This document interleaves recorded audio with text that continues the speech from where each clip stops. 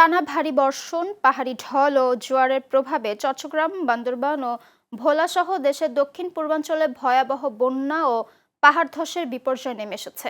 পাহাড় ধস ও দেয়াল চাপায় চট্টগ্রাম, কক্সবাজার ও রাঙামাটিতে অন্তত ২২ জনের মৃত্যু হয়েছে, যার মধ্যে রোহিঙ্গা শিবিরের ৮ শিক্ষার্থী রয়েছে। উপকূলীয় জেলা ভোলার জনজীবন স্থবির হয়ে পড়েছে এবং চট্টগ্রামের বাঁশখালীতে লক্ষাধিক মানুষ পানিবন্দী রয়েছেন। দুর্যোগপূর্ণ আবহাওয়ার কারণে বান্দরবানের সব পর্যটন কেন্দ্র আগামী ১২ জুলাই পর্যন্ত বন্ধ ঘোষণা করেছে জেলা প্রশাসন। এছাড়া নিরাপত্তার স্বার্থে রাঙামাটির সব প্রাথমিক বিদ্যালয়ের পাঠদান বন্ধ করা হয়েছে।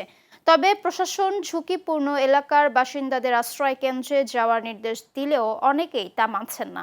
বন্যা পূর্বাভাস ও সতর্কীকরণ কেন্দ্র জানিয়েছে, আগামী ৭২ ঘন্টায় সিলেট, ময়মনসিংহ ও রংপুর বিভাগে নদ নদীর পানি আরও বৃদ্ধি পেয়ে নির্মাঞ্চল প্লাবিত হতে পারে।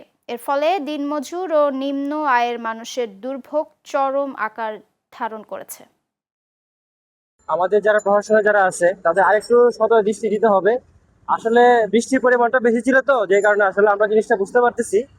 তো আশা করি এই জিনিসটা প্রশাসন আরো দৃষ্টি দিবে, ভবিষ্যতের জন্য এই জিনিসগুলো আরো সহজে রিকভার করা যায়, মানুষের জনভোগটা যেন, দুর্ভোগটা যেন আরো কমে। একটু বৃষ্টি দিলেই পানি জমে যায়। কালকে এখানে পানি জমে গেছিল, প্রায় এই ১ কোমর পানি হয়েছে মুরাদপুরে। আমরা মানে স্কুলে আসা যাওয়ার সমস্যা হয়ে যাচ্ছে। গাড়ি ভাড়া উড়ে নাম 10 টাকা, মানে 20 টাকা পটা খুললে তারা বাড়ি দেখে, গাড়ি ভাড়া বাড়ি দেখে, মানুষ আজ বহুত কষ্ট হয়।